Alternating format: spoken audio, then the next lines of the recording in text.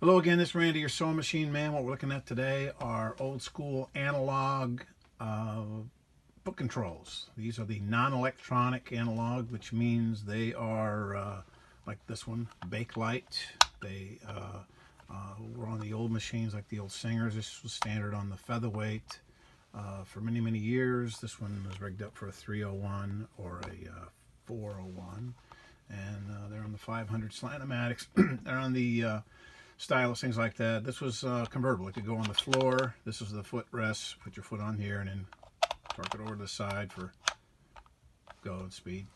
It would slide into a bracket in the cabinet. So you can, if you have one of these in the cabinet, you can slide it out. It'll go on the floor as well. So you have the option of using a foot control or a knee control. These are excellent, excellent foot controls. You can still get them. They won't be made by the Singer Company in Elizabeth, New Jersey. Is that what it says? Elizabethport. Yeah, Elizabethport, New Jersey. This is a real nice one from back in the day.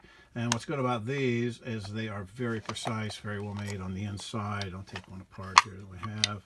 You can see it has the ceramic enclosure for the carbon stack, and it has the slide plunger, so you get your speed range through here. And of course, when the contacts make contact here, it's wide open. So, and of course, when you're rewiring it, just take your wires and put them on there. So it's a real easy rewire after you fumble and not lose the 4 screws on the bottom and the pads. So nice little foot control. I recommend these. If somebody ever tells you one of these went bad, I'd be really suspect of that diagnosis, because I've never seen one go bad. Now you can drop them and they will break. This ceramic will break, and then you have a problem because it has to be replaced. And I keep these, all this stuff, because they're rebuildable. I never throw one away, because parts off of any one will go on the other one. All the machines back in the day, they were all interchangeable, rebuildable, and very, very good foot control. So if you get one of these, even if you want to get another one, some people don't like these because they're not crazy about this rest your foot here and push it over here. So they want to get one. Let me show you this next one. They want to get one that's one of my favorites, is this clamshell type. This is a very, very good one too. It's a little bit easier to operate if you're used to running the gas pedal like most of us are. I have a car. Push down and rocking the foot back and forth. Now this is also metal enclosure inside, of course. Let me pull this open and get done snagging the stuff here. Let me open it up, and you can see inside, again, ceramic enclosure, and it has the stack in there for your speed. It's very simple, not very hard to figure out. Sometimes it'll get off kilter if the screw gets loose and gets off to the side. It won't work. You just have to straighten it back up so it's parallel with the sides. These are real nice foot controls. This is a Mercury from probably back in the 70s. But it's a real nice one, and it's a good replacement. Just put it through, positive, minus, way to go. You can't get it wrong. Either way works. So this is a real good replacement too. If you have one of these, you have a good one. If somebody says you need a new one of these, say, what is the ceramic broken? Is it broken? Something going on? Because they don't get out of adjustment. They just work. Another real good foot control. Now, nowadays, if you have need to get a new one and you want to go online and you go to like Alpha Sew, they'll have one like these for you, and it's a little bit lighter because the metal's not as heavy, but it is metal, and it's like the other one.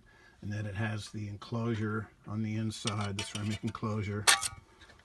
Very, very similar on the inside, you can see. And you have your 2 connectors. Wire goes through. I always like to tie it in a string or leaf loop. And then I connect it up both sides. And that's another good one. You can get those online. These are not expensive. And that's a good thing about these. Get the machines that have the electronic controls, whether you have a FOF or you have a Husqvarna or you have a Bernina or any of the electronics. The electronics aren't interchangeable like these. It's one size fits one. Everyone's designated to each specific machine. So, and there's a white version there. It's got the back off, but you can see on the inside it's got the carbon wafers stacked inside. So when you squeeze it, it compresses them down and changes the resistance. And then you get the different variable speeds, and then wide open is, of course, all the way down. Now, back in the old days, they also had, here's another one you can get online before I get too far afield here. I've got a few of these. I think last 10 of these I bought, I only had one that was not good. And that happens sometimes when they come out of China. I'm thinking it's China. I might be accusing them of something they're not guilty of here, but I don't see China on it. But I assume China unless I see otherwise. So this one was the bad one. Out of 10, I got one bad one. And believe it or not, that's not a bad failure rate. I'm learning to accept that. I get 100 bobbins, 10 are bad. 1,000 needles, 100 are bad. I mean, it used to never be that way, ever. Quality control was 100%. If it wasn't perfect, nobody shipped it. But nowadays, with this one, it's a little bit more intricate wiring it up, but it's not a bad one. And I still have plenty of these, and they will work in a pinch. You get these from Alpha So as well.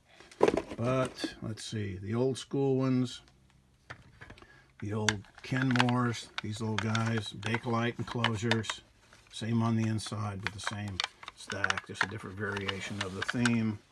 And then we have, whoops, Lancela. And then this one here is the one that will mount into a cabinet. Doesn't have a back on it because, of course, it'll be up against the side of the cabinet with the wood. You don't want to leave these open on a surface because it's open sparks in here. Now, this was in good shape. These are prone to get bumped around and they crack. The edges crack off here. They're pretty fragile. But these work. I mean, they're workable. You swing it out. You use the knee control, swing it back to use the foot. And then, of course, the real old school are these guys here, these old Singer ones. Again, all they are is just the same thing, just a different variation. And then we get real back into the day. There's the old Singer with the hard metal on the side and the old button. And of course, that is the original version of this. So when we got to this is when we got away from the metal and they started making out of Bakelite. But those are the old school. Those are the non-electronic. They're analog, which means they have a stack of electronic or wafers in there, the carbon wafers. They don't have the electronic diodes, things like that.